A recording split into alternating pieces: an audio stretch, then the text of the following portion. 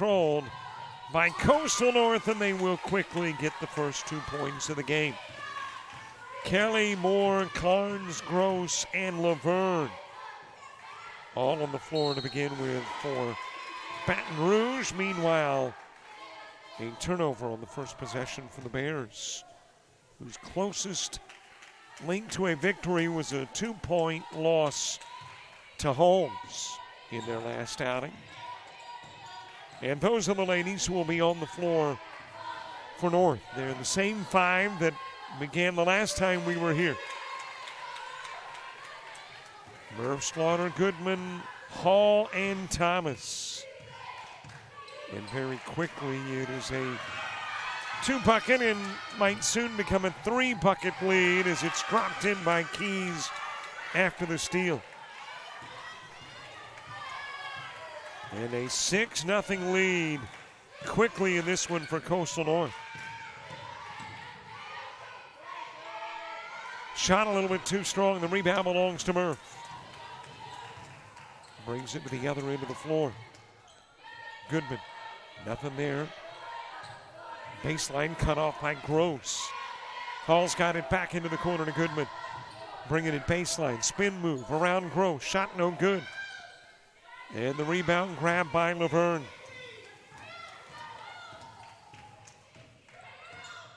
I mentioned our last basketball game before Thanksgiving. And then, of course, right after, we are off to Georgia for the Pete Arrington Thanksgiving Classic,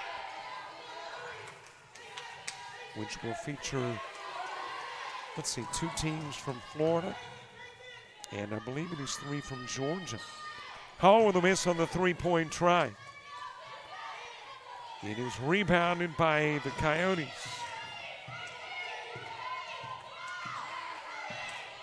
Murph working at top of the key. Right side, lost the dribble, able to get it back. Over to Goodman. Thought about the 3, Hall's got it. Shot clock at 4. Goodman with a drive. A second left on the shot clock. And the play executed to perfection, as Goodman will drop it in just as the buzzer was sounding to indicate the end of 30 seconds. Turnaround jumper from Carnes off the glass. And Murph will grab it going the other way. Feeds over to Slaughter, and there is a whistle. There is a foul. And that is going to be charged to Carnes.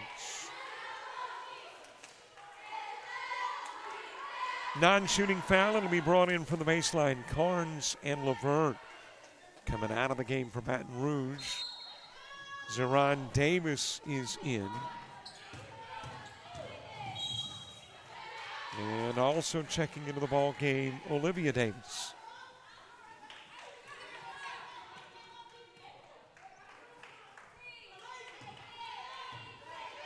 Opening stanza of play. Got a little rain moving into the forecast. And then temperatures cool off for Turkey Day. Got a big football game tonight too. Monday Night Football. Should have this one wrapped up and either be headed home or home when the Eagles in Kansas City take it. Murph working into the left side, pulls up near the elbow. In and out, the rebound for Slaughter. Back out front it goes to Goodman. Goodman with a drive, and then she lost it to Davis in the paint. Flipped over to Moore. Works at top of the key. And there was a travel. Moore walked with it, picked up the dribble before putting the brakes on. And Murph will have it, headed to the Coyote end of the floor.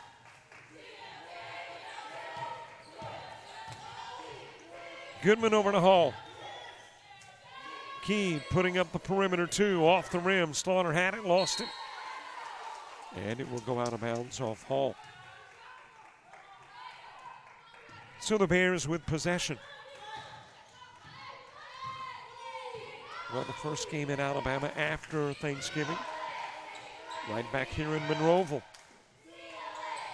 We'll take our first trip to Coastal South in December. Got that newly renovated facility, which will open up in less than 2 weeks.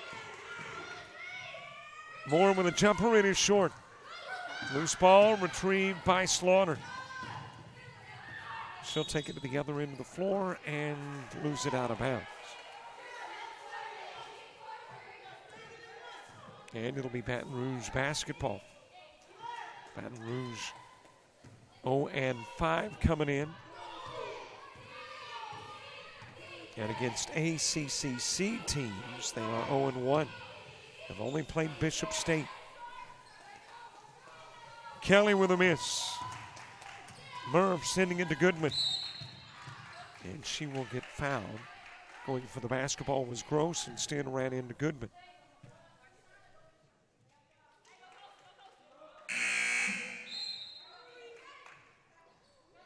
And it'll be put in play from right here beneath us. Murph coming out. Thomas coming out. Into the ball game is Lennox. And also Key checking in.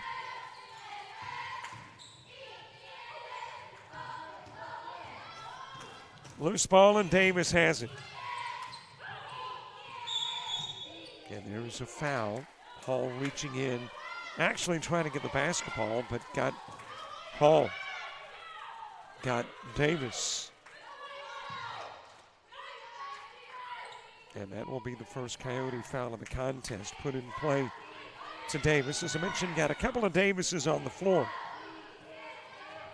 And a Zoran Davis with a miss. Loose ball retrieved by Goodman. Over to Slaughter, back it goes to Goodman. Give and go, trying to get it to Key, then back to Goodman, instead loose ball, and Lennox will retrieve.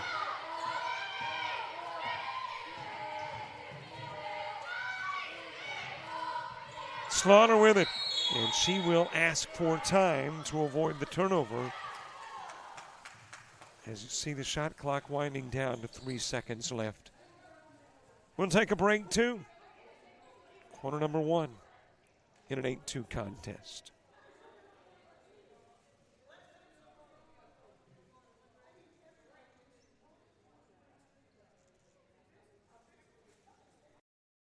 It's the dreaded appointment. You've put it off long enough. You've run out of excuses. And now you've got to face your fears head on. Fortunately, there's someone there who won't hold your feelings against you. Somebody whose efforts instead will give you your best selfie smile. You'll thank her when it's over. Be somebody. Enroll in the Dental Assisting Program at Coastal Alabama Community College.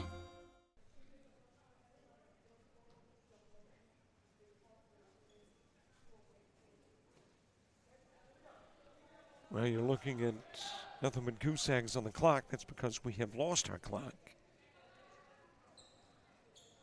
I think it has either become unplugged. We are integrated into the scoreboard here, so everything that you see on our screen is what you got here in this arena too. There you see.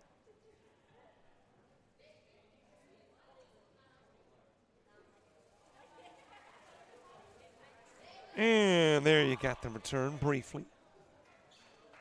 Well, we got excited for a moment, and then, well, it's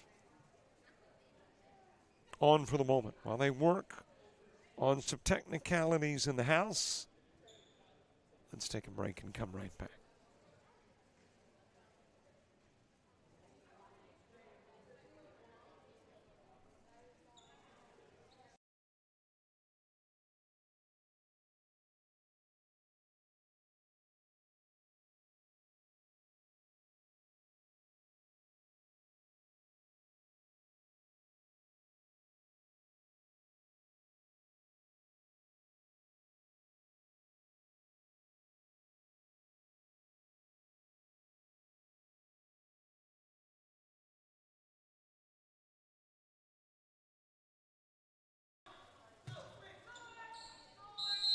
Well, they've got their scoreboard back in the arena, and hopefully the reason we don't have ours back yet is everything is rebooting.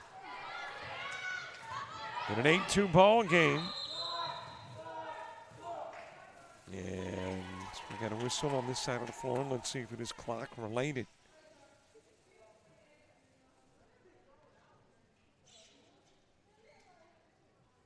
And apparently it is, and apparently we do have our clock back, so let's get that posted. 8-2 ball game, 4:25 to play in the first. And I think the adjustment was on the shot clock. It is put to 28.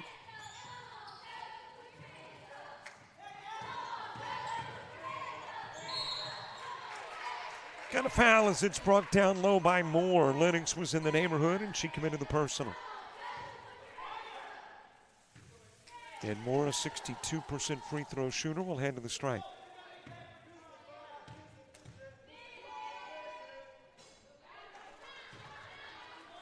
This is a team that hits half of their free throws. They are dead even on 50%. And that's exactly what Moore does as well. Hits half of them. 1 for 2.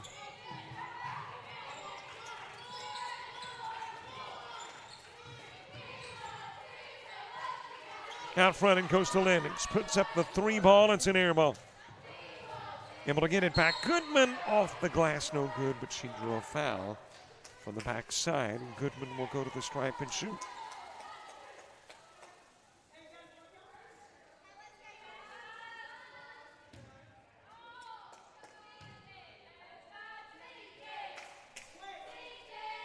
Coastal North is a 56% shooting free throw team. Goodman missing her first. Misses both. Key tipping it out.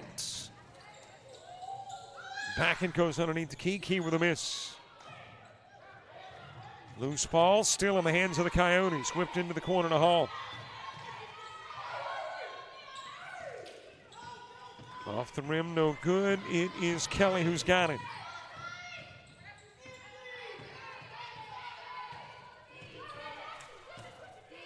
Moore working into the top of the key.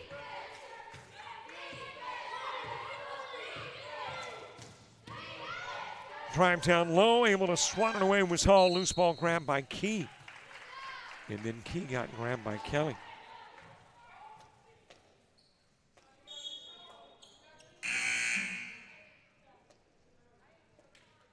Hall coming to the sidelines, checking into the ball game is Tiana Watts for Coastal North.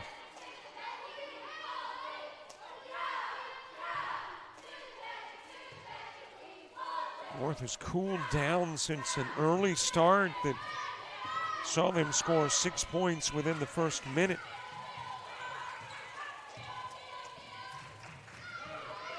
Stolen away by Moore. Off the glass. Able to retrieve it, Carnes. Stolen, flipped back onto the floor, Lennox. Lennox slow getting up on the other end of the floor, but okay.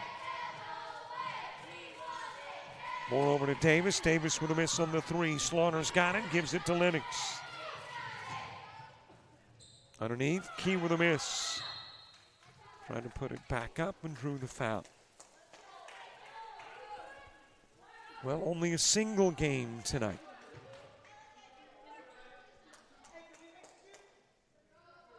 Gentlemen are playing their basketball in Mobile against Bishop State. So just the ladies on this Monday. Our halftime conversation, by the way, with AD Daniel Head.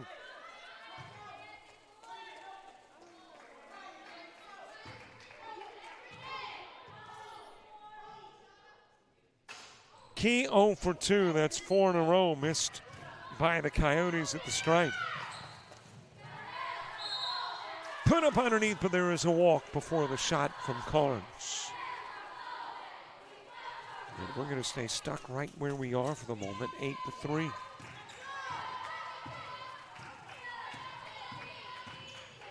Watts working into the north end of the floor.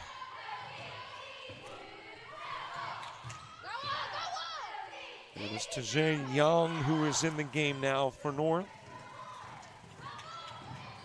Davis wrapping up the loose ball.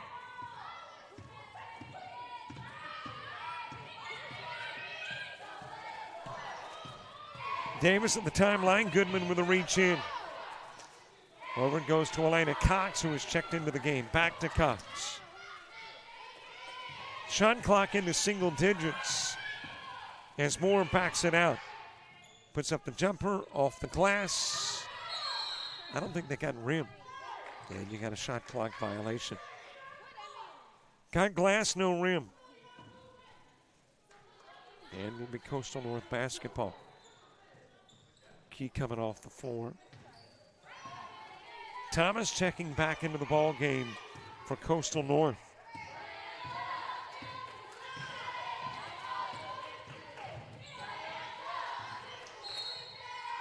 Thrown away by Watts.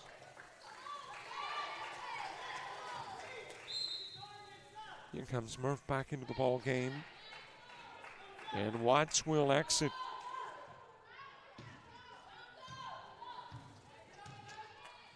In an 8-3 contest, 90 seconds to play in the first.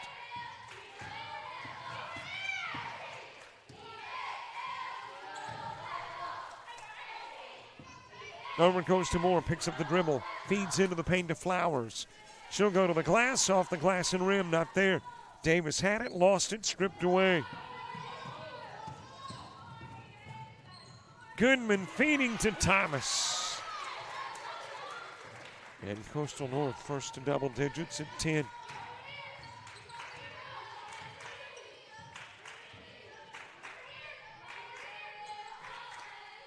Flowers left alone just inside the arc, misses. Goodman with a board. Outside to Young, three-pointer, rims out. Young had it, lost it, Slaughter gets it. Over it goes to Murph, Murph into the paint. And she will get fouled. Cox committing the personal, Murph shooting.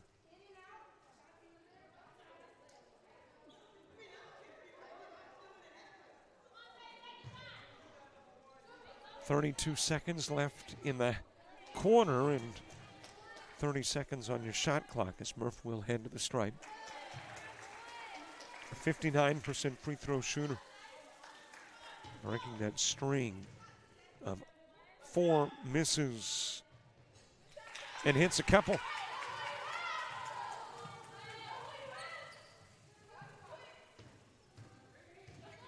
A 9-point lead, their largest of the game. Off the glass for Davis.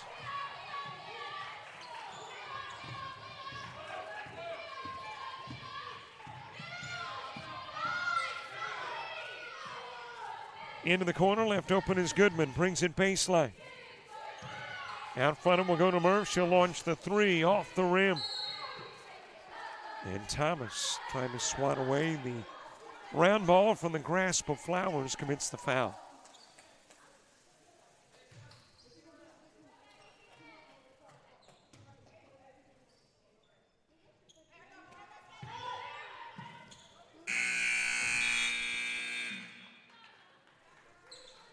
Shot on the buzzer, no good.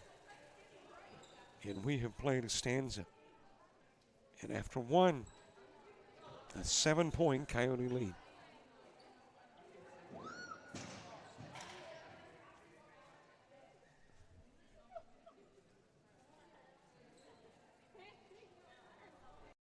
Preparing for surgery is like getting ready for the big game. You arrive early. You get your mind right. You make sure every tool is ready and the team has the right equipment.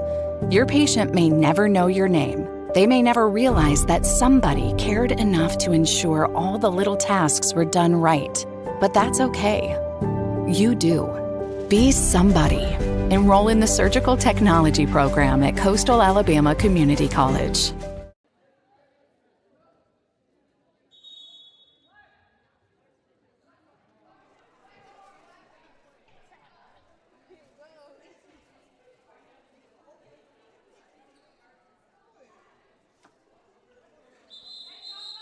Monroeville, Alabama. 3 days shy of Thanksgiving. Hope you and yours spend it how you like spending it. With family, with friends, or maybe that's not how you like spending your Thanksgiving. Maybe you prefer a little time alone. Hey, whatever works for you. Just hope it's a good one.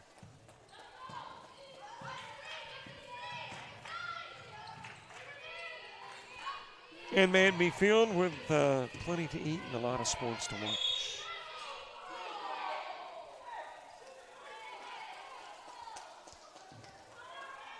Quarter number 2 underway, and picking up the personal quickly is the Coyotes.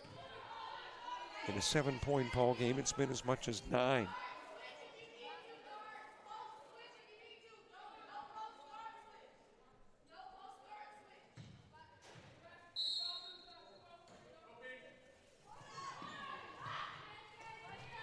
Over it goes to Davis, puts up the 3 ball, rims out.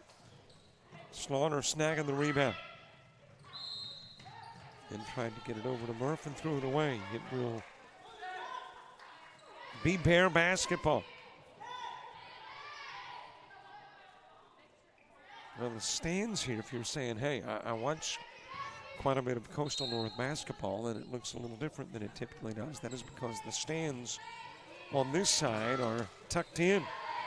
So instead of the cheerleaders being at the end of the floor, the cheerleaders are where typically you have stands. I had to work on my mountain climbing skills to get up to the crow's nest.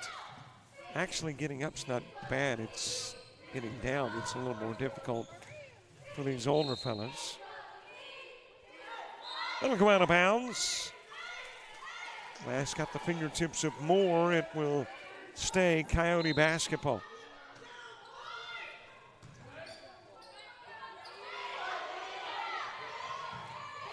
Murph gets it in the corner, looks for a little help, gets it in Goodman. Feeds underneath the Slaughter. Slaughter couldn't get it to drop from down low.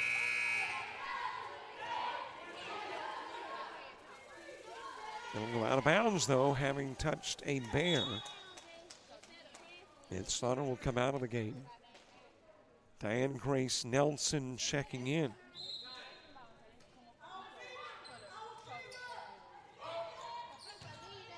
In play to Murph. Over it goes to Goodman. Launches the 3. It is no good, but there is a foul.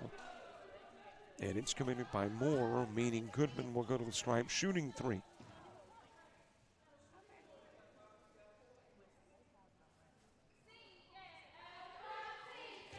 A little less than 9 minutes away from halftime. In a 12-5 game, Coastal North averaging 55 a game.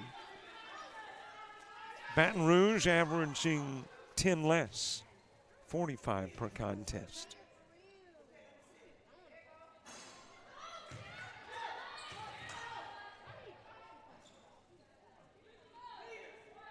Against Region 23 foes,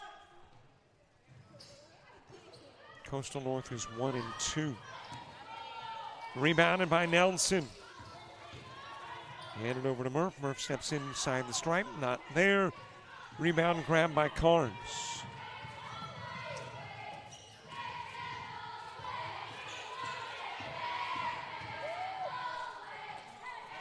Fed over to Davis. Davis with the 2. And the Guests get within 5.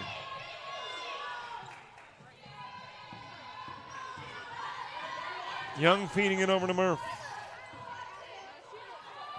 Young with the 3 ball, too strong. I don't think we have seen a 3 yet in this one. It is rebounded by Tamirical Peters, who is now in. Tipped away from the backside by Nelson, but tipped out of bounds. And it will stay Bear basketball.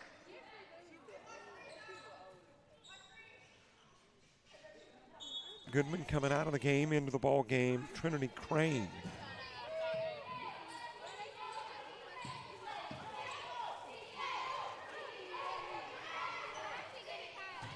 Air ball on the 2 try from Davis.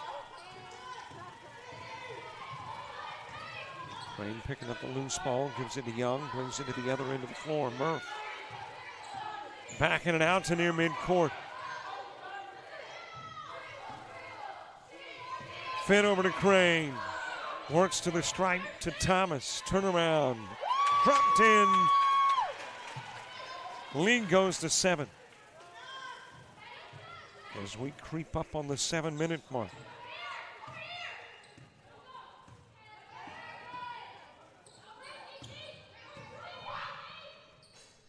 Off the glass, wouldn't fall for Carnes. Board grab by Thomas.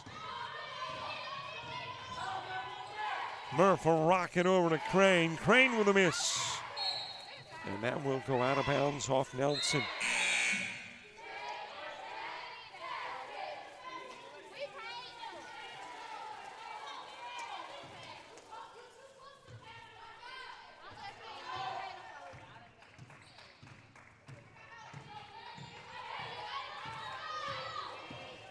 Half number 1, 7 minutes to go. 14-7 contest. North leading by a touchdown and an extra point kick. Peters with a miss. Board grab by Thomas. Murph's got it. Out of the corner comes Crane, and Crane will draw the foul in the paint. And she will head to the stripe.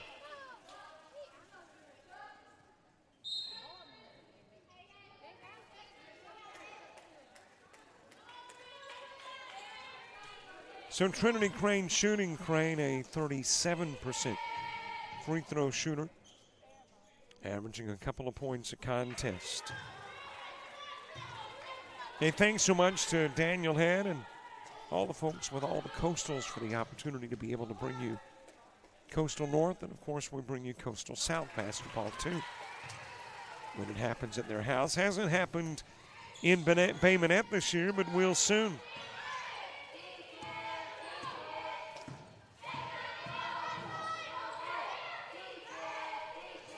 Got some pretty big basketball news, too, where the ACCC is concerned, but I'm going to keep it to myself for the moment. I don't know if we've been given the official okay to let the cat out of the bag, so we'll let the higher powers do it when it happens, but it is big news for the conference. Moore's got it on the far sidelines. Pull up near the elbow is an air ball.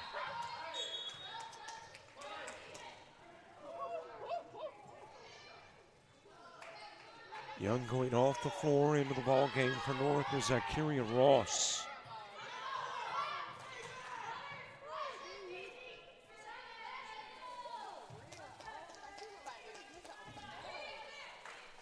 Put in play to Murph.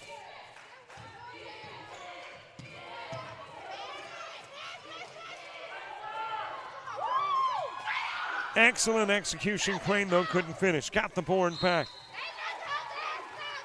And apparently took a shot to the face, got the glasses on, and took a shot to the face. She'll go to the stripe and shoot.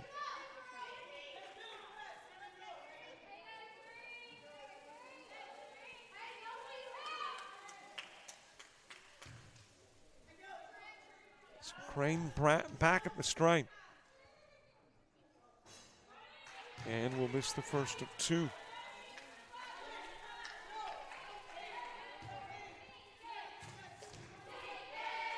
Paula Lee strolling the sidelines for Baton Rouge. Mandy Armstrong in charge of Coastal North.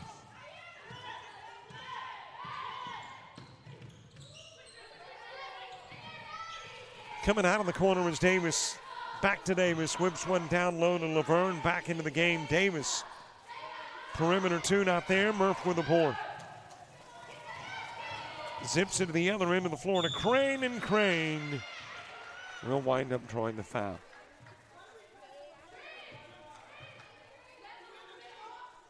Foul committed by Carlasia Moore. And Crane has probably had more trips to the foul line in the second quarter of this game than all of the prior games combined.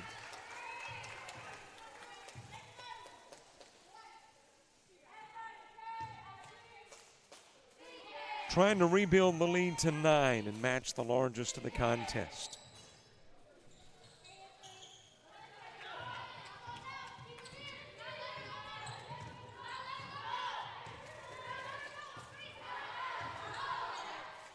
Into the corner, there's the 3 ball. It's an air ball from Peters.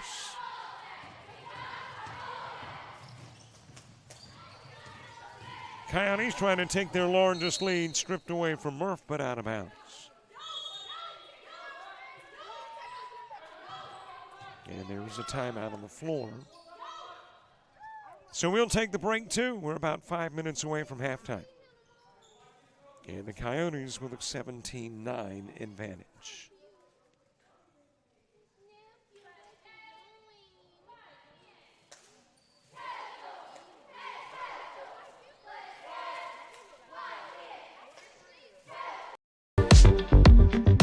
You're organized, driven, focused, ready to create the life of luxury in the most beautiful and unique locations, locally and around the world. Discover hospitality management at Coastal Alabama Community College.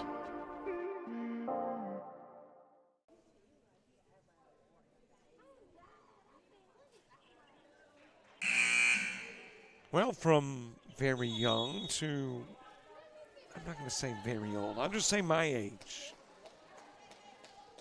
Enjoying basketball here on a Monday. Campus empty. Classes out for Thanksgiving. And class resumes, I believe, a week from today.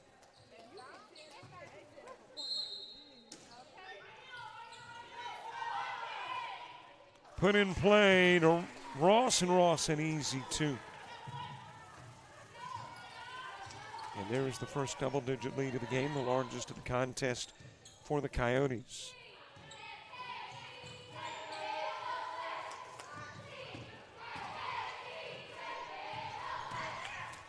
From the timeline, Davis bangs it off the window for 2.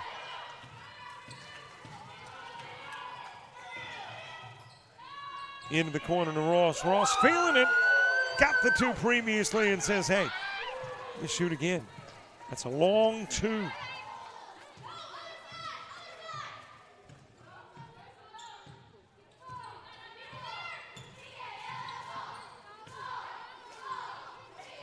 Back to a 10-point lead. Peters picking up the dribble. Out to Carnes, eventually to Davis, and then to Moore. And it's rattled in from 2-point range for Davis.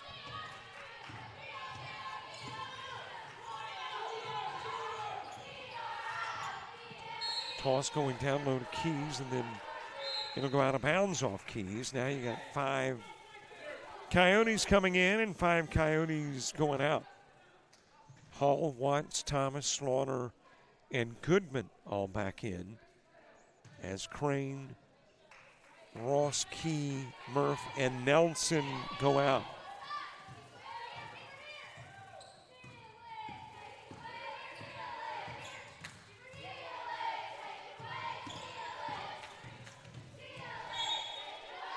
Peters fouled by Hall. Non-shooting foul, it'll be brought in from the baseline.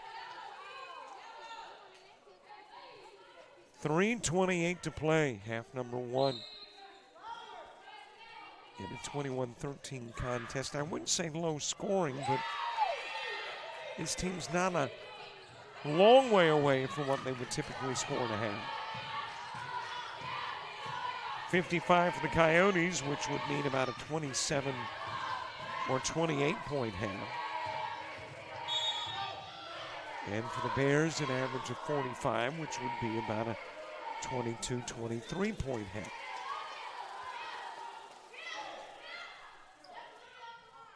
Goodman at the stripe.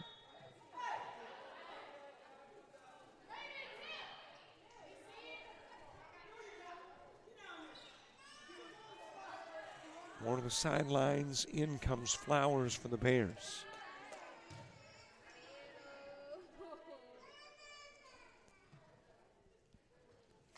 Coyotes trying to climb over that 500 mark.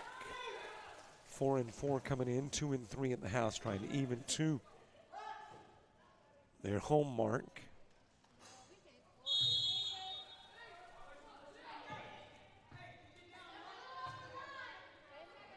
And I mentioned they are 1-2 against Region 23 foes. Region 23, where Baton Rouge hails from, also includes the Mississippi schools. And those two losses coming last week to Pearl River and East Central.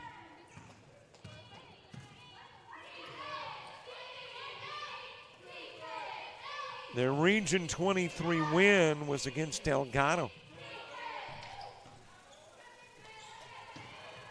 Out to Cox.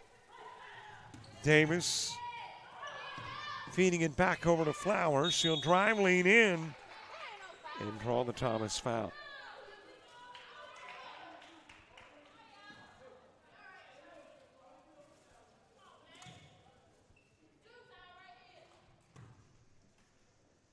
So Flowers shooting according to stats. The freshman hasn't been to the stripe this year. So she is creating stats.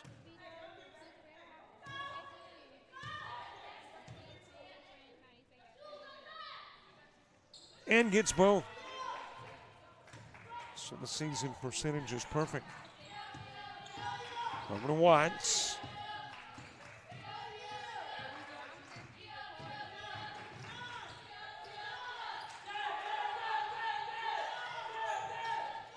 Into the paint to Slaughter, the give and go. Watts has got it, tries to flip it up. Bourne grabbed by Davis, sends it to the other end of the floor. It bounced off all kinds of bodies, and all kinds of bodies wound up on the hardwood. The one holding the basketball called with traveling. And Watts will come off the floor. Murph will come in.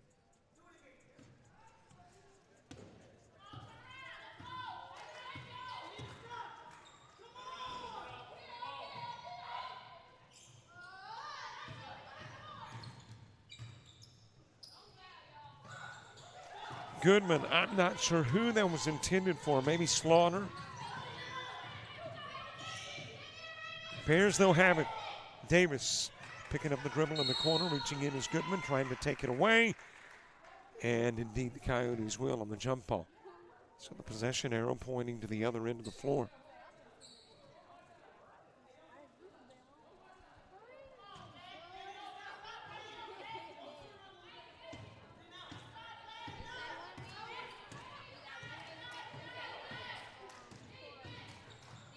Murph hands it over to Thomas off the glass, got it back, puts it up again. This one is good.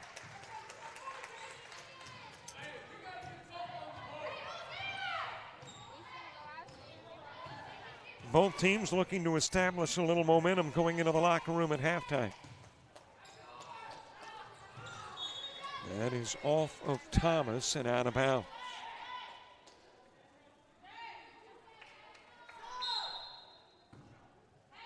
Coyotes have led the entire first half, scoring the game's first 6.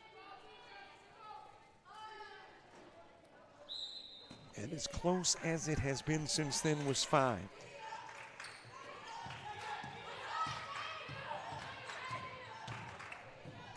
Currently at 8, Peters able to get rid of the Murph defense, able to get the shot she was looking for and wouldn't fall.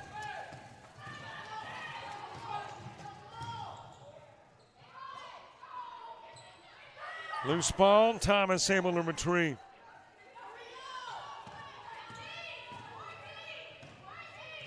Handed to Murph. Works it down low off the glass. Slaughter coming up with a rebound.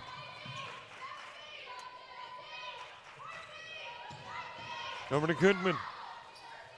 Side of the backboard, Slaughter. Drawing the foul as she tries to bring it back to the glass. And Slaughter, who was a mainstay a year ago as a freshman for these then Eagles, doing a repeat performance as a sophomore for the now Coyotes. And by the way, at halftime, we talked with Daniel Head, the AD of all the Coastals, about all the changes.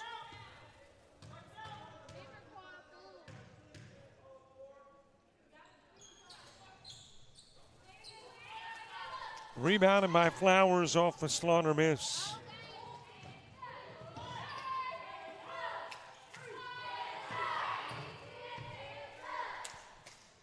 Jumper from the corner. That is an air ball from Cox. Able to get it back. Bears, they might get a three. Not like from behind the arc three, but a bucket and a free throw three.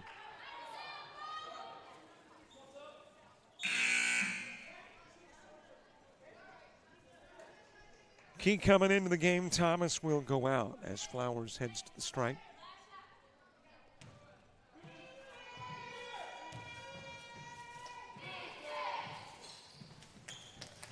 Dips the three-point play opportunity, in and out.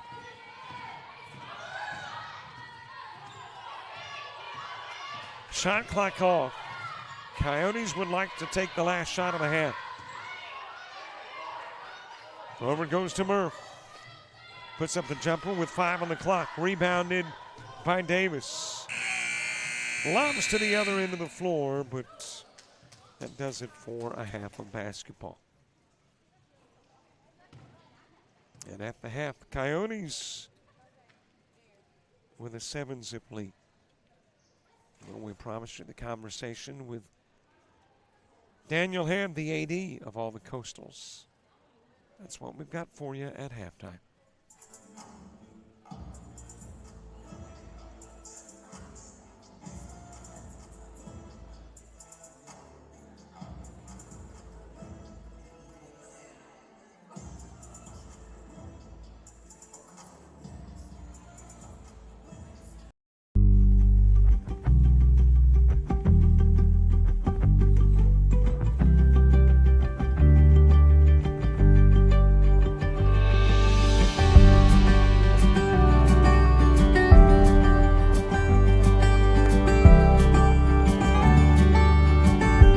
Discover pastry baking at Coastal Alabama Community College.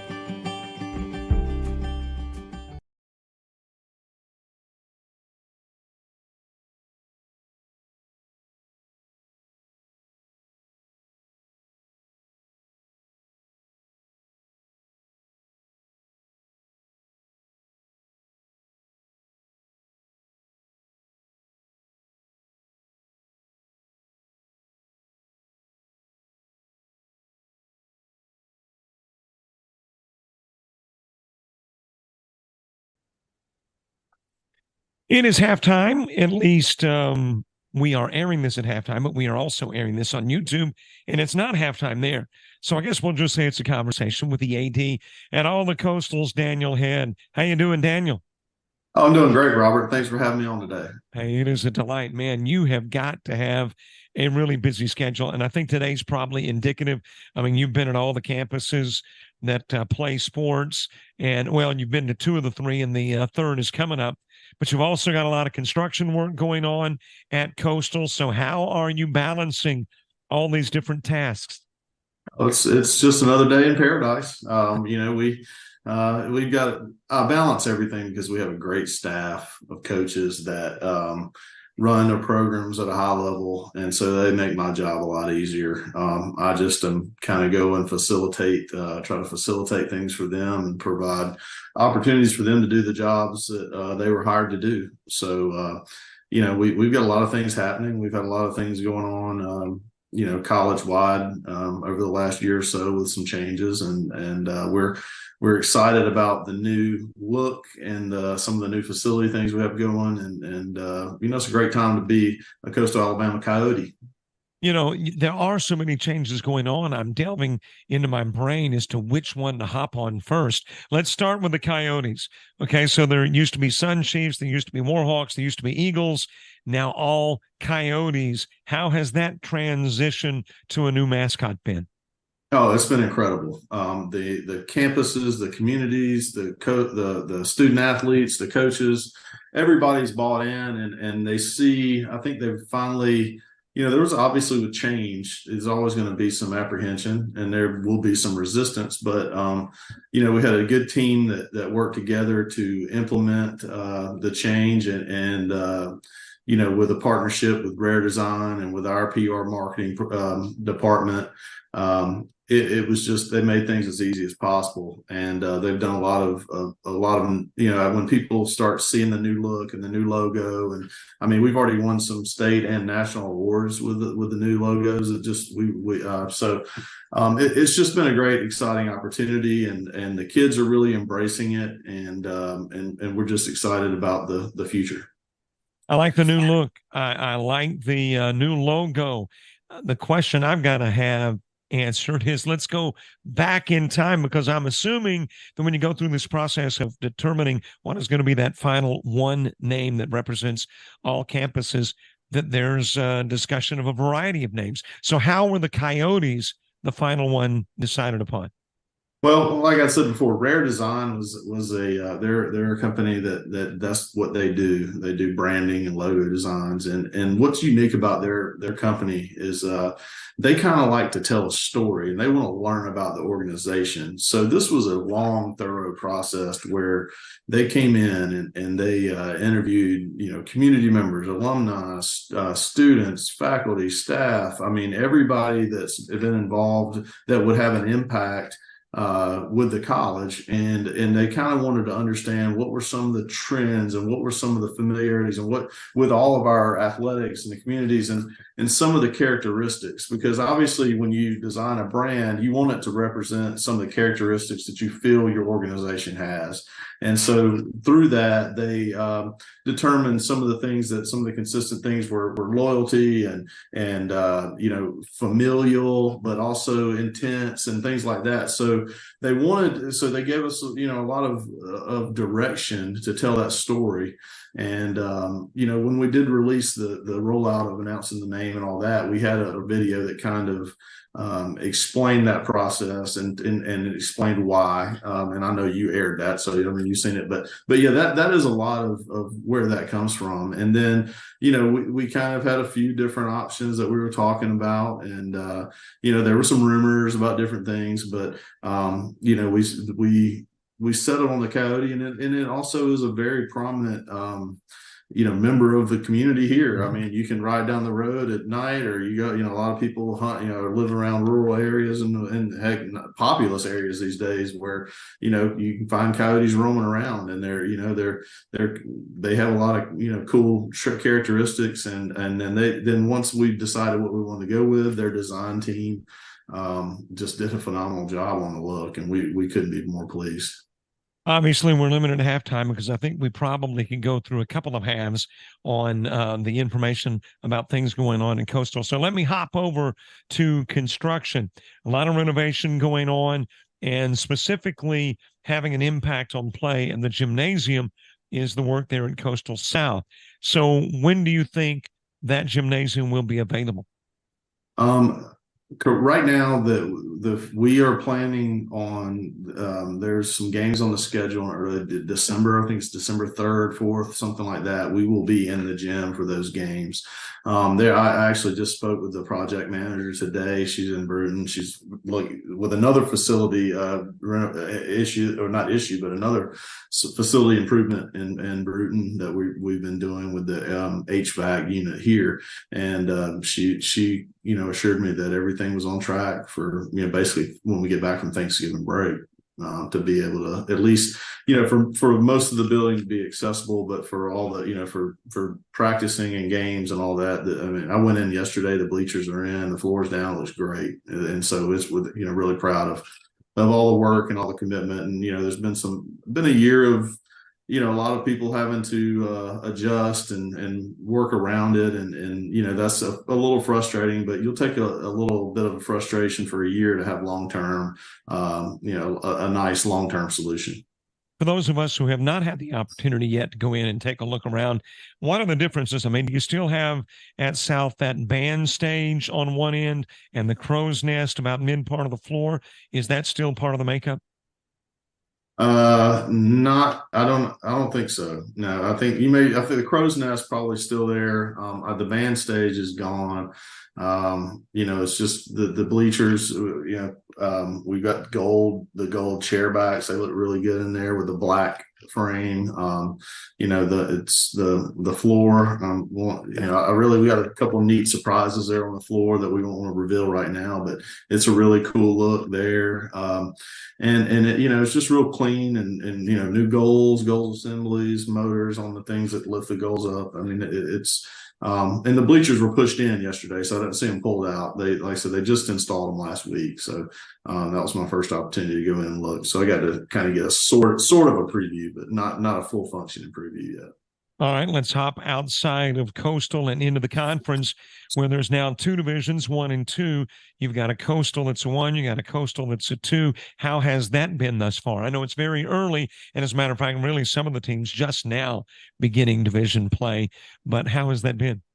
Well, right. We just finished up our fall seasons, our volleyball, which volleyball in the state of Alabama right now is all Division II. So both of our teams play in the Division II conference. Our Coastal North team in Bruton, they finished third in the conference and went to the postseason and had a great year.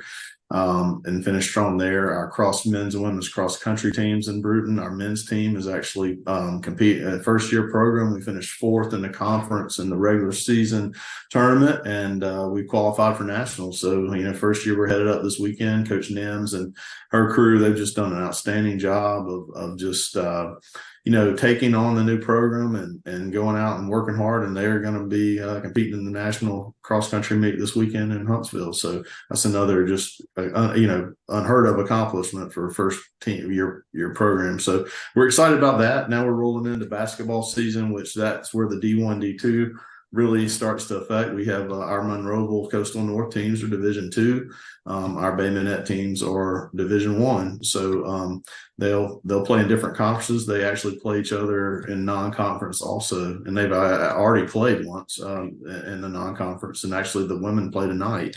Again in Monroeville. So we're getting those non-conference games out of the way, and then they'll start conference play in a few weeks. And the cool thing with all those sports is we have an opportunity to be conference champions and at both places. Mm-hmm. There's no interconference competition. We could go win national championships, and at both, we'd have a Coastal South and Coastal North national champion. I mean, so that's one of the things that with the realignment, you want to allocate your resources to be smart and fiscally responsible. And so, we had 3 teams all playing in the same conference and only one could be a champion. And that's kind of frustrating a little bit if you're allocating your resources all with only one opportunity, where this time we have 2 different teams that can have a clear direct path and not cross each other to be, conference champions, state champions, national champions, however that works. And that, I think that helps, show more viability and why we have multiple teams and multiple programs on different campuses. Okay, now I got to ask, you got 2 Division II volleyball teams, though, South and North. So what was the thinking behind that? Well, that's just that's the conference mandate. All of our teams are Division II, so that was kind of an exception to everything else. But all of the individual sports are the same, like your golf and tennis.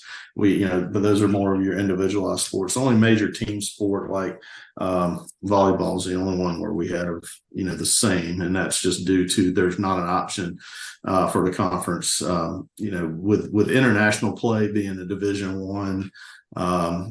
In Alabama, you can't have international scholarship students. And so we're at a competitive disadvantage in volleyball because most of your highly competitive teams in volleyball are going to have basically probably 75% international players, and it's just a totally different game. And so, our conference has never been really competitive at the national level of Division I. So that we all moved to Division II, so we'd have an opportunity. Wallace Hansville won the conference championship, and they've got a legitimate shot to go win the national championship now. And, they've been a dominant team in Alabama, but they've never really had a chance to compete nationally in the national tournament in Division I over the past few years. So.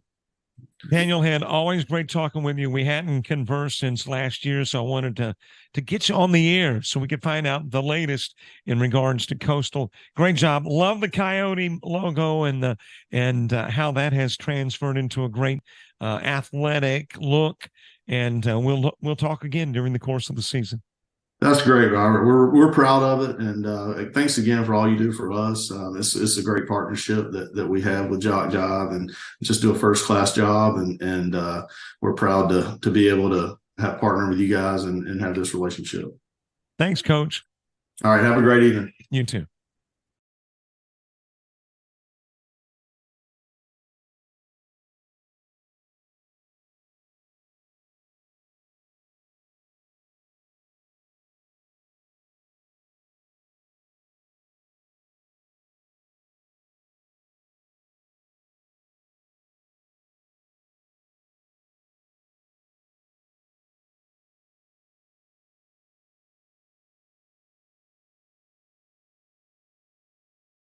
Think you need a 4-year degree to make good money? Think again. Get training in your own backyard. Master electrical and mechanical skills, process controls, hydraulics and pneumatics, and land a job that can take you anywhere. Start your path to a career that pays. Discover electrical and instrumentation technology at Coastal Alabama Community College. Welcome back as we get ready for second half action. The Coyotes jumped out to a 6-0 advantage and pretty much have held on to that 6-0 lead. They did expand it at one point to 10, and they did see it dwindle to 5 at one point as well. But pretty much we've been about where we are as we get second half action underway. In a 26-19 game. Possession of the basketball for half number 2 begins with a 3 from Moore. And that'll be the first 3 of the ball game, and it happens 15 seconds into the second half. Coyotes, a little different look, the starting lineup in half number 2 as compared to half number 1. Trinity Crane earning a start in the second half with some good first half minutes. Murph with a miss, rebounded by Carnes. So your 5 for the Coyotes are Crane, Slaughter, Goodman, Hall, and Murph. Meanwhile, the ladies who began the first half for the Bears began half number 2. And that is Kelly, Moore, Carnes, Gross, and Laverne. In what is now a 4-point game. So that 3 bringing us to as close as we have been since the opening tip. Goodman going to the stripe. Only double-digit score, and obviously the leading scorer for the Coyotes. Averaging a little better than 12 a game.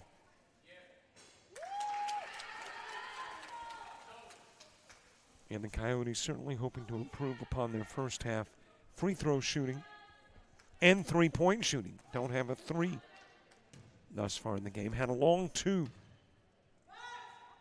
from Ross, but did not get a 3. Goodman good with both.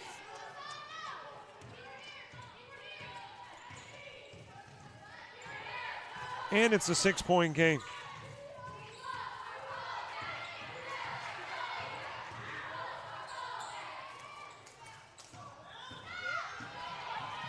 Murph with a board off the miss, goes to the other end of the floor, throws it away into the hands of Carnes.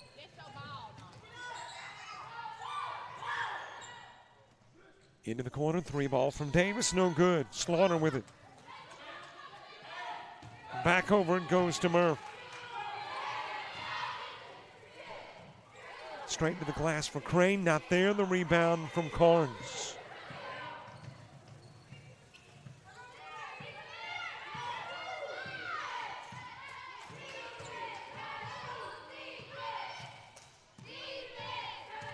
Top of the key, that is Gross with it. Flips it back over to Carnes. Kelly bringing it down low, lost into the paint. Slaughter tried to save it, did, but back into the hands of Kelly. And there was a foul on the floor. And let's see what the infraction is and who it's against. It is against Coyote and specifically Murph.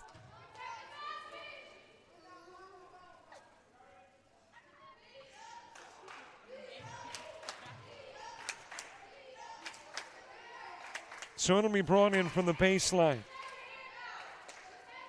Putting it in play is Gross. After lacing up the sneakers. Bump from the backside. That is Olivia Davis, who has checked into the ball game. And this will be a shooting foul. It'll have Davis shooting.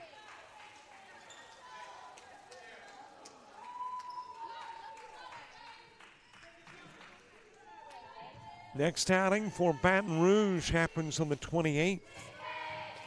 And we'll take on a Region 23 foe in Colin, which, by the way, is home to maybe the winningest NJCAA women's basketball coach ever. I know the active winningest.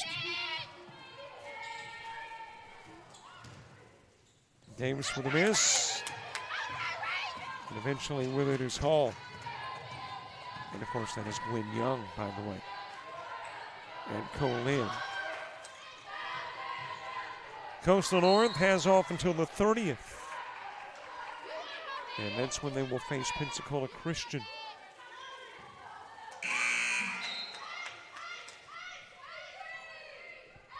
Brought in from the baseline by Crane. Lennox into the ball game, and Goodman coming out for the Coyotes.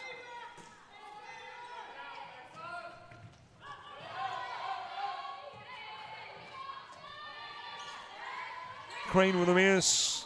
Hall has it tipped away from the backside by Davis, tipped out of bounds. And the Coyotes will have possession. In play to Slaughter, handed back over to Lennox.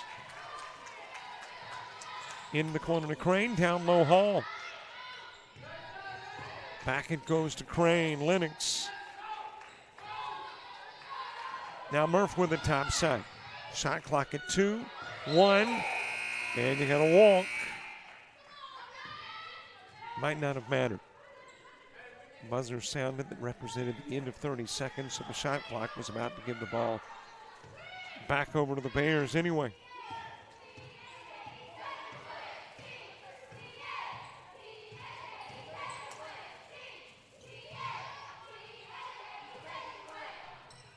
Out front to Kelly. Carnes working it to the left side. Nearly got away from a Murph. Almost took a Davis with it down low. It hits the side of the backboard, but Hall commits the foul.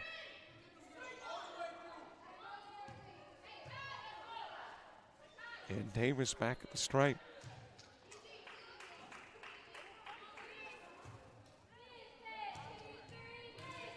Inside 7 to play. Quarter number 3.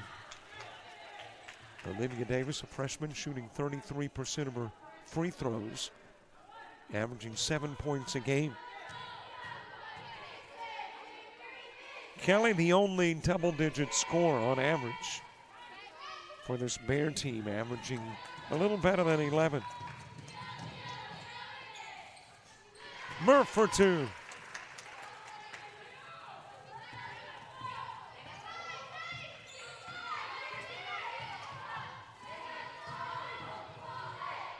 Drive into the paint, banked off the window for Gross. And it is Murph headed to the other end of the floor.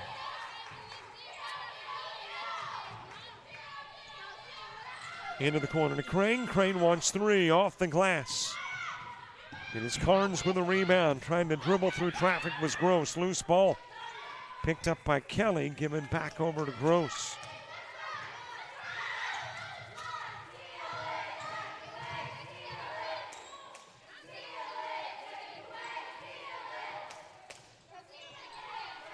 Out front to Carnes. That is Laverne. Loose ball retrieved by Davis. Backs up behind the arc. Over to Carnes. Drives. And did not get the shot off before the shot clock. Nelson coming into the game. Hall will come out for the Coyotes. Nelson played some second quarter minutes. Getting into the ball game here in the third.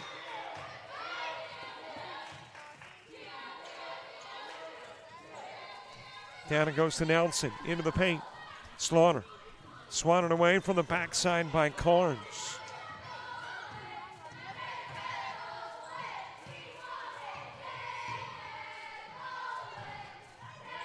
Over to Laverne. Puts up the two off the backboard. It is retrieved by Kelly. And Kelly will be fouled. And it is Nelson that picks up the personal.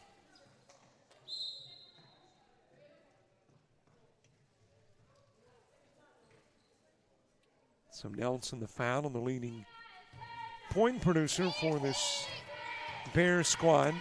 Kelly at the stripe. Gets her first. She's a 46% free throw shooter. And hits both.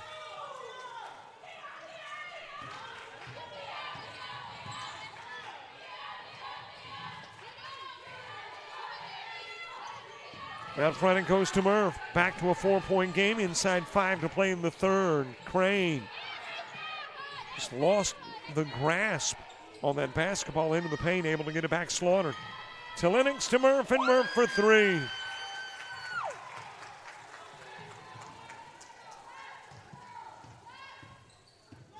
If my feeble memory serves me correctly, that is the first three of the ball game for Coastal North. And it comes inside 5 to play in the half. Nelson puts it in play from the baseline to Murph.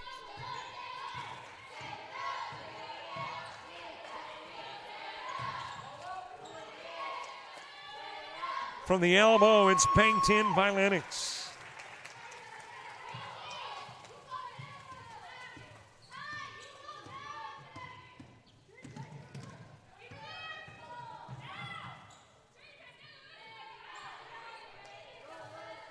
Over to Carnes.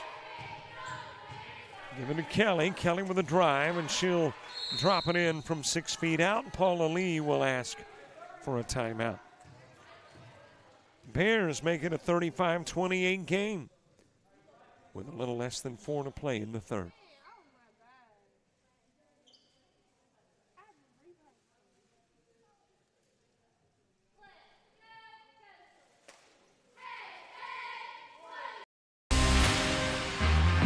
Think you need a 4-year degree to make good money? Think again. Get training in your own backyard. Master a skill to land a job fast. And start your path to a career that pays. Discover welding at Coastal Alabama Community College. So what are you waiting for?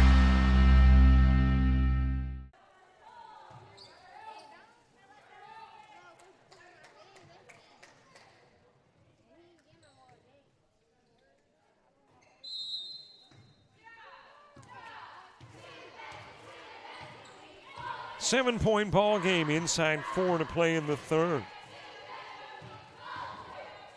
Coyotes with possession. Murph trying to get it into the paint to Nelson. Nelson off for fingertips. It is Davis with it on the other end of the floor. Stripped in the paint. Murph's got it. Feeds it over to Slaughter, and Slaughter walks.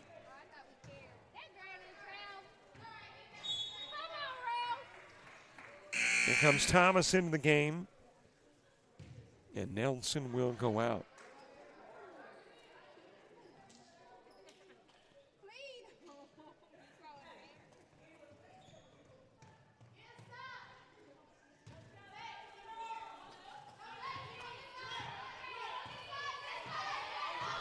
The lead was 7.5. It was trimmed to 4 quickly on a 3. And it was back to 7 with 3 minutes and 17 seconds to play in the third. Stolen away by Slaughter. She'll get the steal. She'll get the score.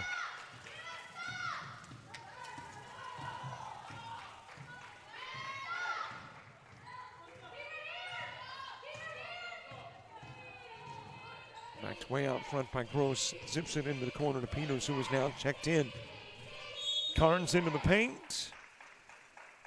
And it'll be brought in from the baseline, which would indicate a Coyote foul on the floor. It is Murph who commits the foul. Elena Cox in. Off the floor is Flowers. Well, I thought indicated originally on the floor and bring it in from the baseline, but at the stripe shooting. That is Carnes, and Carnes will miss her first of 2.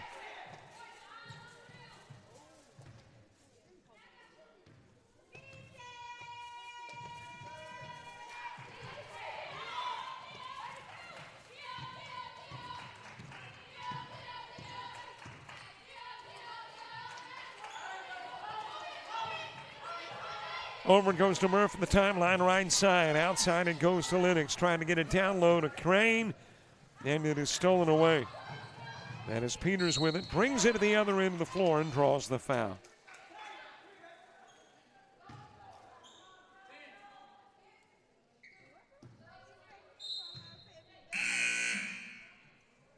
To Miracle Peters, the freshman, averaging a little better than a point a game. Going to the stripe. Lennox coming out, Slaughter out. Key in and Ross in for the Coyotes.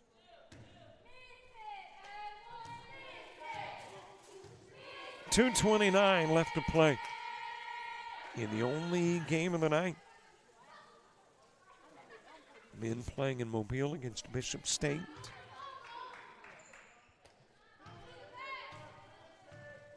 So the ladies only tonight, as we've got a 6-point game.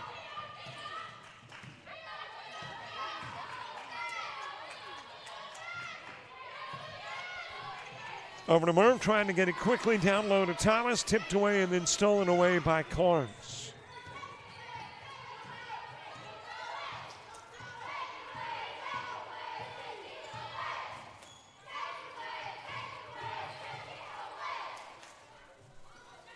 Top of the key, Davis. She's got the 3 in the lead. Trimmed to as close as it's been since the opening tip.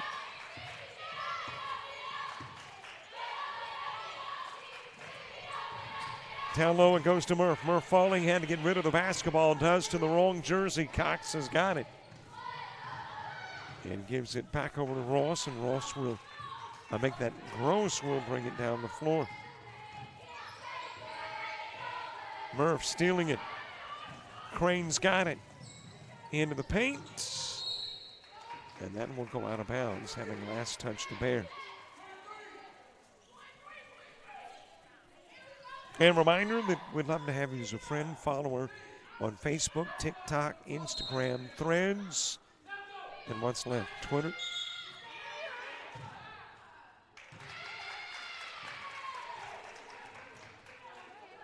Not called Twitter anymore, but you still got to put Twitter in the address bar, right? To go to X. Ross and Crane coming out of the game. Watts and Young in for the Coyotes. And 2, be sure to subscribe to our YouTube channel. A lot of the games, as a matter of fact, almost every game we do now. Also available on YouTube. Got a Watts foul as Cox is trying to bring it to the top of the key.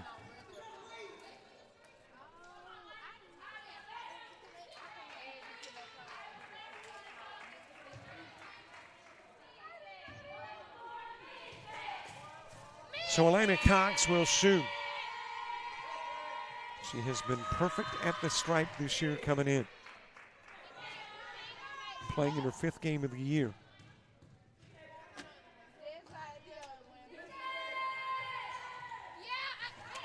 Well, there's a smudge on the perfection.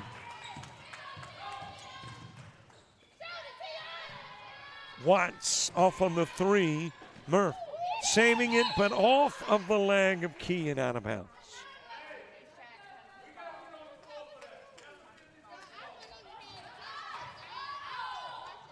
So the Bears put it in play from the opposite end of the floor with an opportunity to tie the ball game.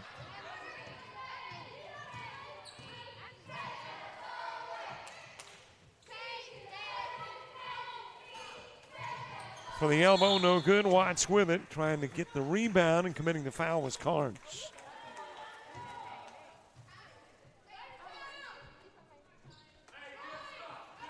So the Coyotes from the baseline on the opposite end of the floor put in play to Murph.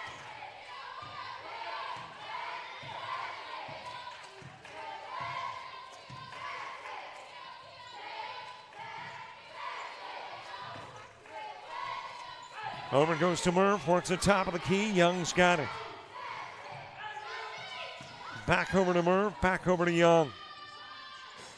Short on the 3 try, and is wrapped up by Davis.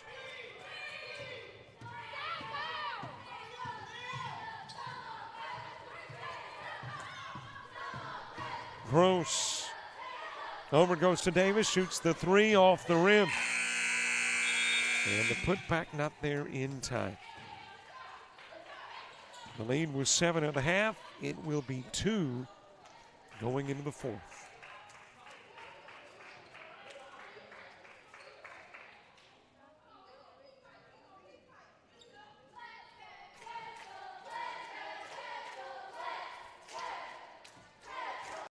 What's up, y'all? Here at Coastal, Alabama. I'm about to go and get this leg day started. Let's get it. We're here again after it today. You're... Oh! Hey, let's go, baby. Let's ride. Yes, sir.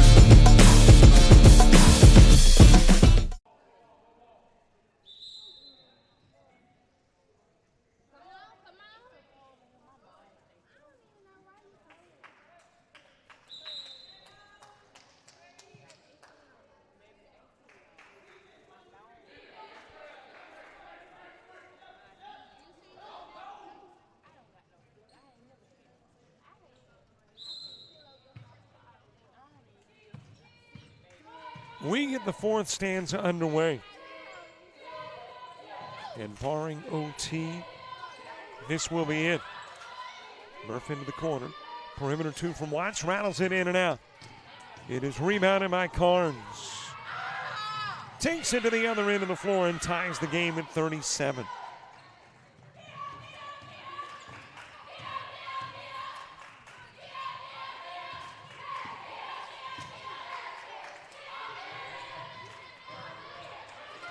Young in and out of the arc, back out front and goes to Murph. Watts down low to Thomas, and Thomas will get fouled.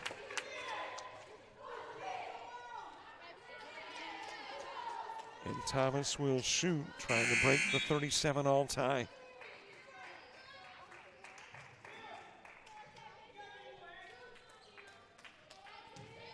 Watts coming out of the game. Goodman is back in.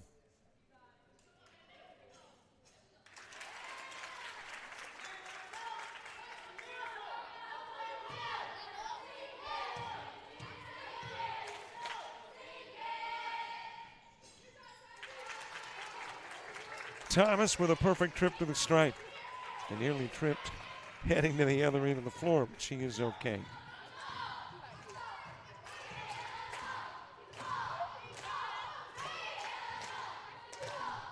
Gross in to Carnes. Carnes down low. Contact. Whistle. And we will assume it is Thomas who committed the foul. It is. And it was while Carnes was in the act of shooting. So she'll head to the stripe. Slaughter coming into the game.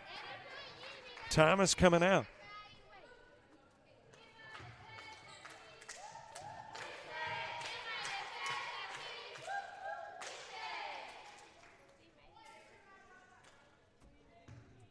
And Carnes a free throw away from tying us up again. Rebounded by Slaughter.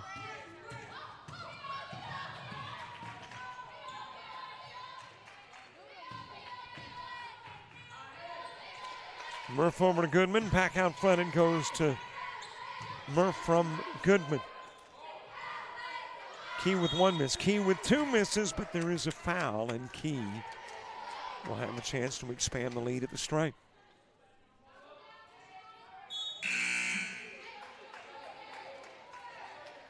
And a reminder, too, by the way, if you want to watch these games later, not a problem. Go to the website, click on the menu bar, top right corner. Follow the prompts. Okay, there is this itty-bitty baby feet. It's teeny, it's tiny. When you compare it to even the cheapest of the online services. I guess that's Hulu, right? It's probably one of the least expensive. Cheaper than that.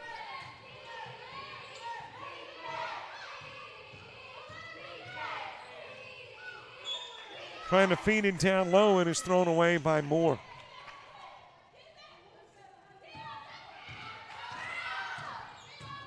Murph's got it on the Coyote into the floor. Goodman whipping it over to Murph. Back out front and goes to Young. Shoots the three. Off the glass and rim. Tipped out of bounds. And the last to touch was Kelly.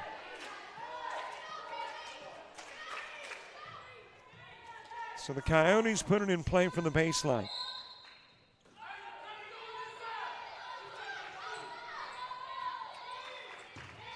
Into Goodman, works into the elbow. Murph's got it out front. Into the paint, shoots over Davis. Rebounded by Carnes.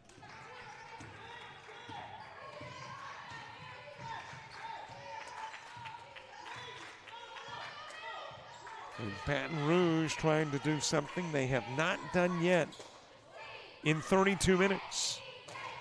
That's lead it. Off the side of the backboard, Murph with it.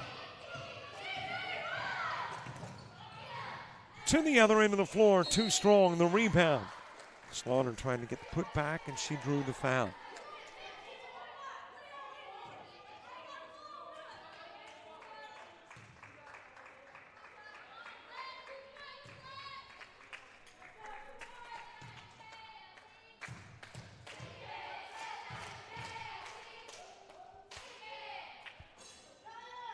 First of two, no good for Slaughter. Averaging 7 points a game, a 65% free throw shooter. One of the top rebounders for the second consecutive year for this Coastal North squad.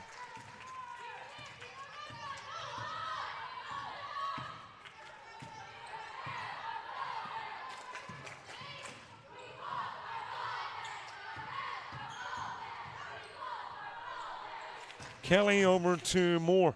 Picks up the dribble, left side, goes to the right side to Carnes. Into the corner. Cox with a miss, rebounded by Slaughter. Goodman to the other end of the floor, missed the shot but drew the foul. That'll be Elena Cox committing the personal.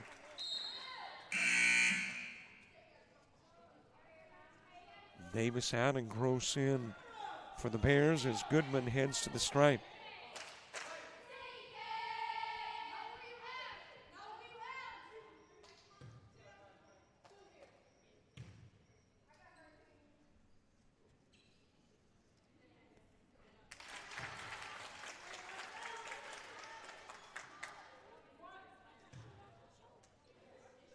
Lead goes to three, still plenty of time, but Goodman would love to make it a two-possession game. In and out.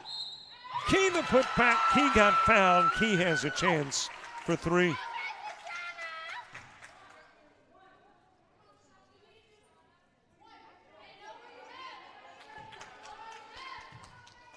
So all of a sudden on one trip to the stripe, in essence one trip, definitely one possession.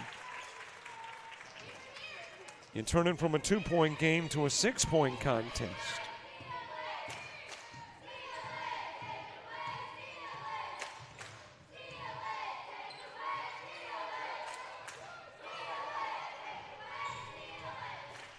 Over it goes to Kelly, sends it out front to Davis. Gross. Out it goes to Carnes, and Carnes dropping in the 2 to make it a 4-point game.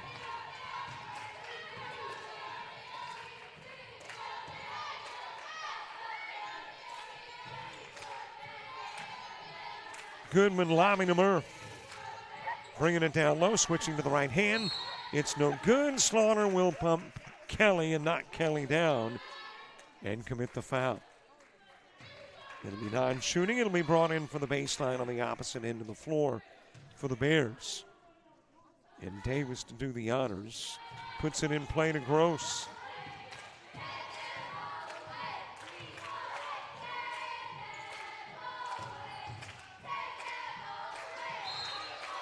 Tipped out of bounds by Key.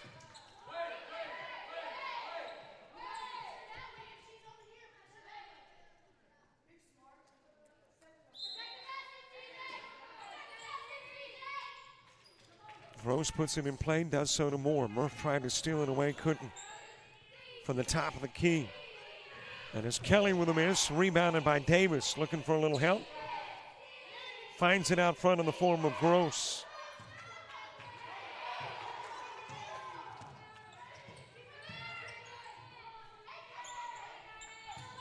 Over goes to Moore.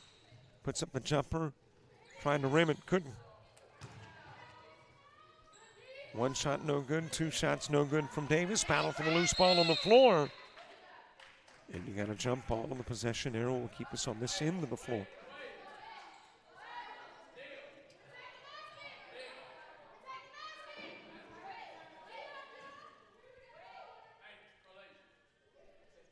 Gross to put it in play. 13 on the shot clock. 5:38 to go in the game. And a little perspiration on the floor. It'll be mopped up before we get back to the basketball.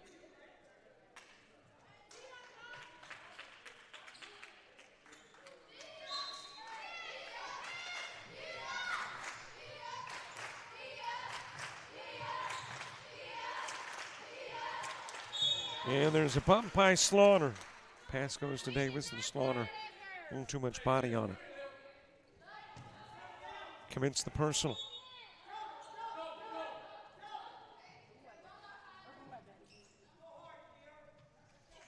Davis puts it in play from the near sidelines. All coming out to defend. That is swatted away by Murph.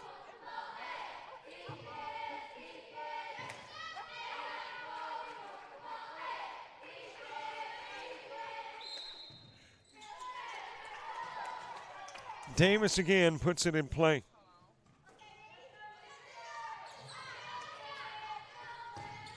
Over to Moore behind the back and then outside of the arc. Davis has got it in the corner. Down it goes to Kelly. Turnaround Jay over Key. And it's a 2-point game again.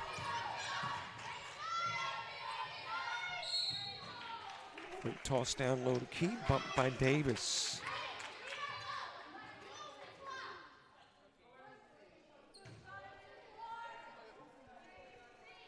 And Key will shoot, trying to expand this lead. It is not comfortable at 2.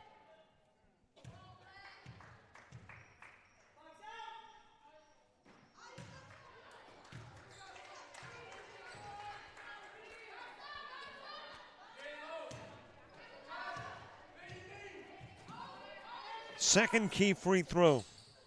0 for 2, rebounded by Hall, put back no good. Key's got it back, she misses. And Kelly will grab it.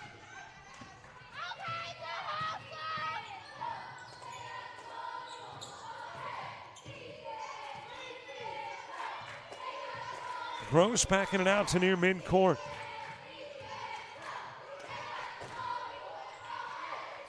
Moore back turn to Young. Davis. He took a swat at it. Hall's got it, sends it over to Goodman. Short on the try. Second try, no good. There is a foul. And Goodman will be at the stripe after the personal from Carlasia Moore.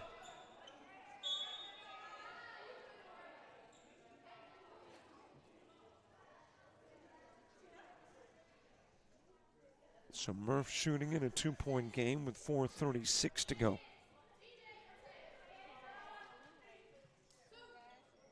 The lead has been as much as 10. It has been as little as 1. Well, it's been tied a couple of times. Bears have never had the lead, but they have kept it close.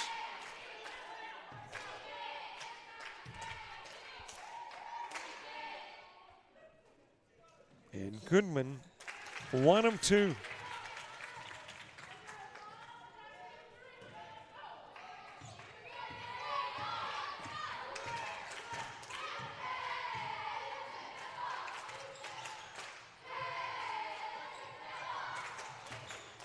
Target overshot. It was intended for Davis.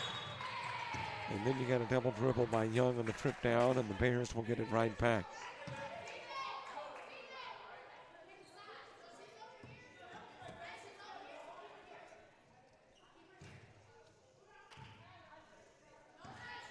Put in play to Gross.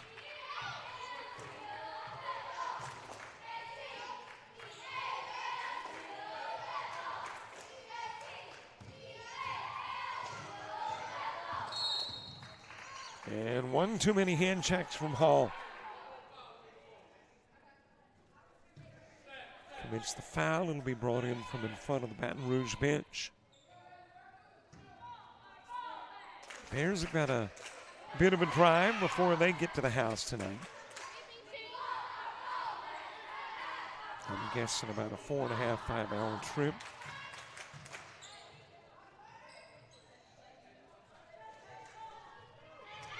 Out front to Davis, back over it goes to Carnes. Jumper from the stripe. Goodman to the other end of the floor. Hall is there, banks it off the glass.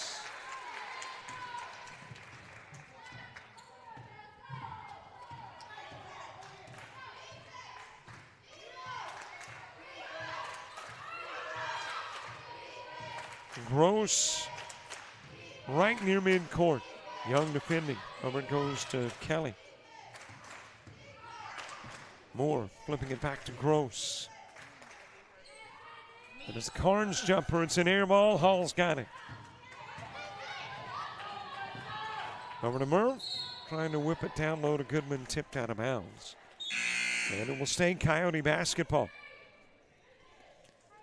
Crane coming into the game. Goodman out for the Coyotes. And Peters checking into the game. Moore make that Davis out. For Baton Rouge. Murph off the glass. The rebound belongs to Carnes.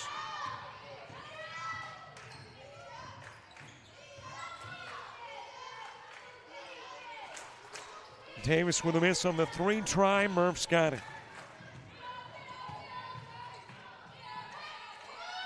Back out it goes to Murph. Sends it to Crane. Wants the 3. Off the rim. Coyotes would feel a lot more comfortable if they could expand this lead out to 3 or 4 possessions. Currently a 5-point advantage. Over it goes to Davis. Back into the corner to Kelly. Feeds it to Gross off the glass for 2.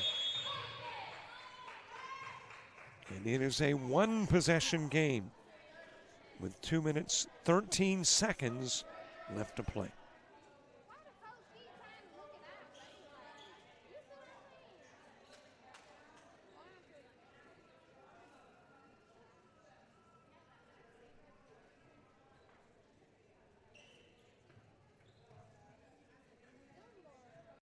to start my day, but first, coffee.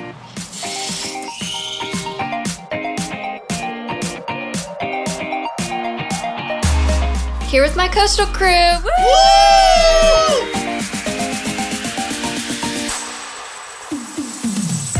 And that's how I end my day at Coastal Alabama Community College.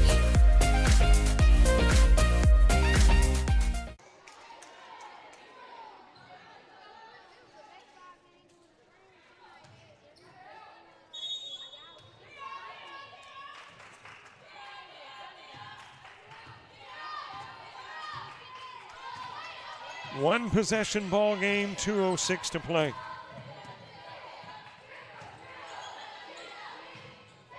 Too strong with the toss. Key was the intended target. Peters trying to take it away. Key trying to take it back. And the possession arrow will take us to the other end of the floor.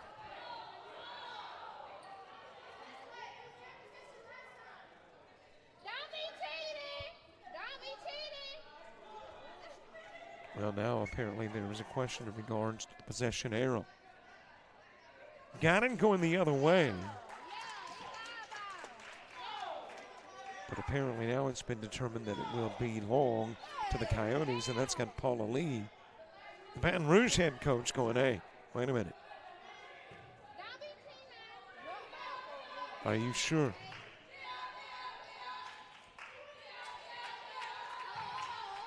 They say they are, and here we go. Well, wait a minute. Maybe we're not so sure. And now I think the concern is the shot clock at 30 seconds. And apparently it will stay at 30.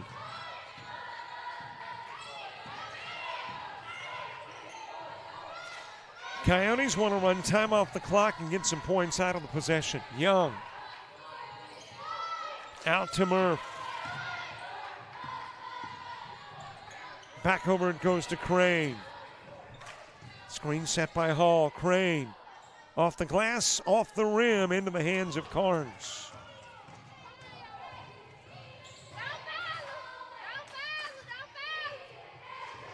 Out of the corner comes Gross, hands it over to Kelly. Top scorer for this Bear squad. Peters has it. Feeds it down low to Kelly. Rejected by Key. Kelly gets it back off the glass. No good. Crane's got it. Races to the other end of the floor. She will draw the foul by Davis.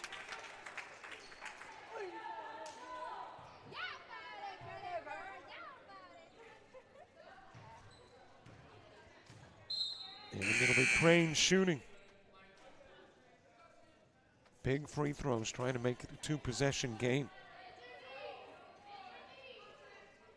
Make one of two, and you've done just that. And you feel a little more comfortable. I'm not saying a lot, but a little.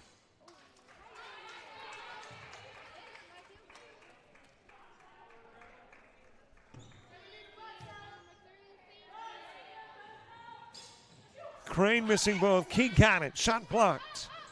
Loose ball, stepping out of bounds with it is Carnes. And the Coyotes will have it.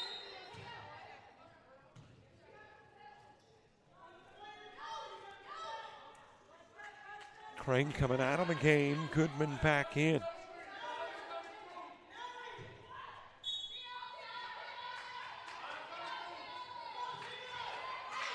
Way out front to Murph.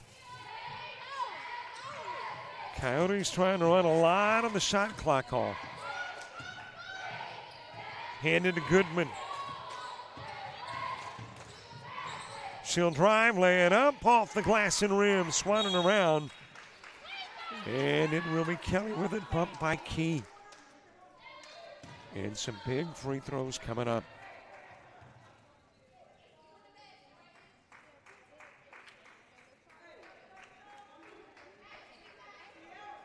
So Kelly heading to the stripe.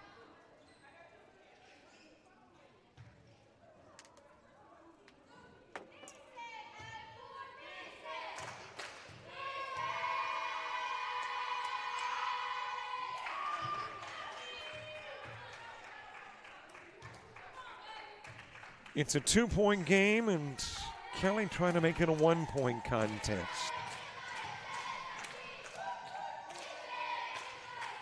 She will. Coyotes will ask for time with 42 seconds to play.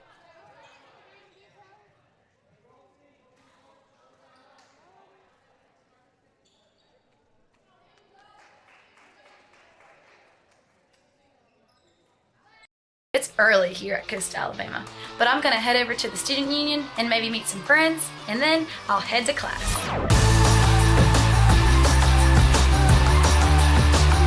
Hey!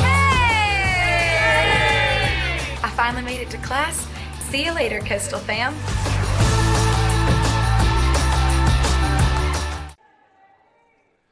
Well, there's a couple of gentlemen who make sure that all is safe and secure here. The security at Coastal North.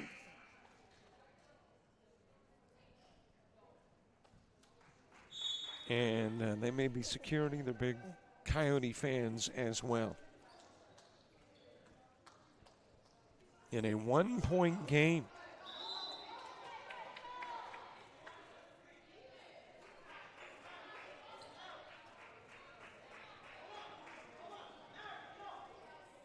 A big possession for the Coyotes. Putting it in play from their bench.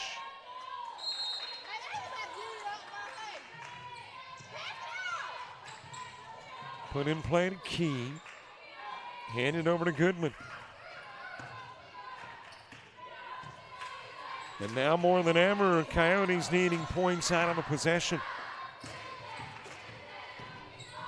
Murph with a drive, laying it off the window for two. Big bucket for Murph. And that has got a timeout asked for by the Bears. Coyotes by 3, Bears calling for time.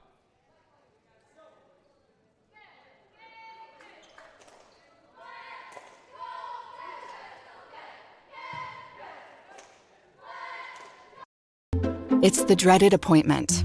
You've put it off long enough. You've run out of excuses.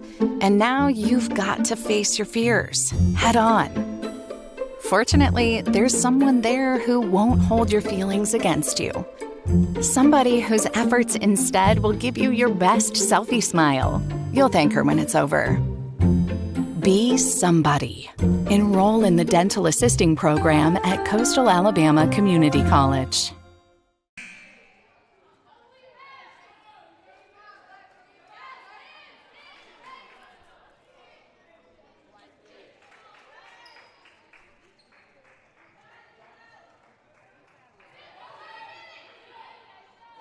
.25 seconds left.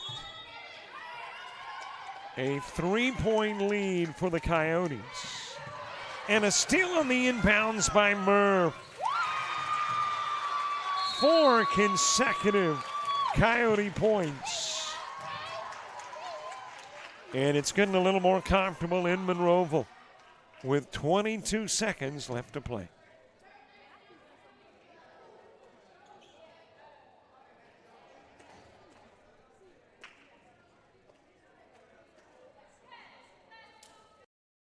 Preparing.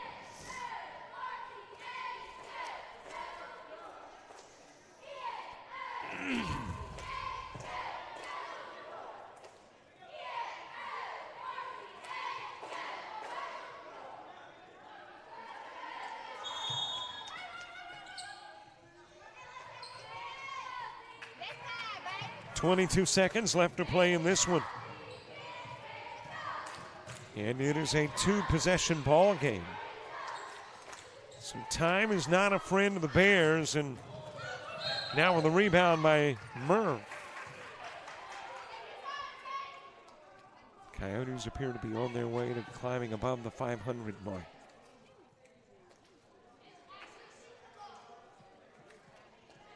Came in with a 4-4 record, 2-3 at the house.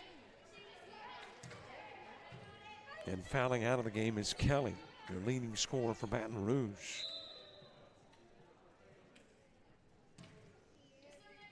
Haley Laverne back in. And Murph, who has turned the game around. the bucket.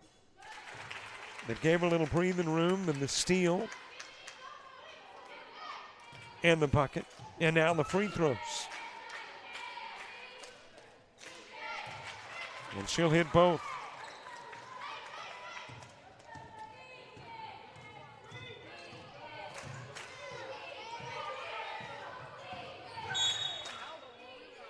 And there is the offensive foul called on Carnes. And that will put the finishing touches on this one, with less than a second remaining. And there is a buzzer, and there is your ball game. Coyotes will go into the holidays on a high note, knocking off Baton Rouge and picking up their 5th win of the year, and knocking off a Region 23 foe for the 2nd time this year, and beat a Louisiana team for the 2nd time this year. And there is your final score, 53-46. Coastal Alabama North knocking off Baton Rouge. And thanks for watching our coverage. Have a great Thanksgiving. Don't forget to follow us on Facebook, Twitter, Instagram, TikTok, and Threads. Subscribe to our YouTube channel. And for more ladies basketball, join us right after Thanksgiving when the turkey's still settling on Friday in Georgia for the Pete Arrington Thanksgiving Classic. See you then. For all the folks with JockJive with the Coastals, I'm Robert Williamson. So long, everybody.